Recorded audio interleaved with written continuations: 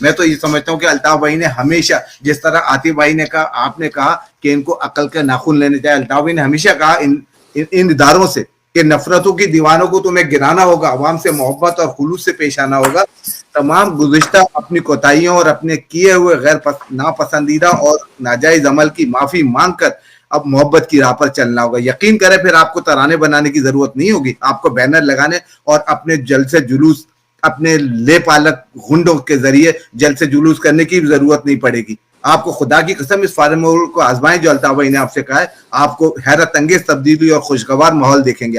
آپ کر کے تو دیکھیں, عوام پہ ایک دفعہ محبت کی نظر دیکھیں, بند کر دیں ٹیلو ٹولیوں کو. ان پہ جتنا آپ ناجائز خرچ کر رہے ہیں اس کا 25% بھی اگر آپ عوام پہ خرچ کریں تو آپ کو دعائیں ملیں گی, عاقبت آپ کی سنورے گی. آپ کس طریقے سے اپنا عوامی کا پیسہ ان غداروں پہ, ان خبیثوں پہ, ان ٹولے ٹولیوں پہ خرچ کر رہے ہیں, آپ کو شرم آنی چاہیے.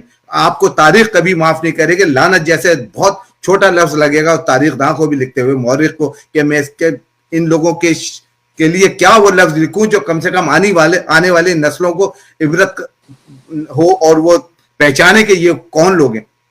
لیکن میں یہ سمجھتا ہوں کہ انہوں نے کبھی اس بات کو گوارا نہیں کیا. انہوں نے اپنی ہر درمی میں, اپنی طاقت کے گھمنڈ میں ہر وہ کام کرتے رہے جو ناجائز تھا, ہر وہ بات کرتے رہے جس میں انسان اور انسانیت تذلیل ہو, انصاف میں اور انصاف کے کسی بھی کتاب میں اس کا ذکر نہ ہو. انہوں نے ہر چیز کا پرچار کیا صرف اس بات پہ کہ نعوذ باللہ خود اپنے آپ کو زمین پہ خدا سمجھتے رہے. لیکن فرعون اور شداد سے بڑے نہیں ہیں یہ. ان کا حشر دنیا کو پتا ہے, ان کا بھی پتا ہے. اور اگر ان غداروں کی بات کی جائے, میر جعفر میر صادق کی, کہ ان کا بھی حشر کس طریقے سے دنیا نے دیکھا اور آج تک وہ ضرب المثل بن گئے. یہی عشرت العباد جیسے کمالو, مصطفیٰ ٹولے, یہ تمام یہ لوگ, یہ بھی مہاجر قوم, مظلوم قوم اور پاکستان کی ہر مظلوم اکائیوں کے لیے ایک ضرب المثل ہیں کہ اگر اس طرح کے وارداتیں کرو گے, اس طریقے سے اپنے لوگوں کے ساتھ تم ناجائز کرو گے, تو اسی طریقے سے ایک شیطان کی شکل میں تم ہمیشہ زندہ رہو گے. شیطان کی شکل میں زندہ رہ سکتے ہو, انسان کی شکل میں تم برباد ہو چکے ہو, تم مر چکے ہو.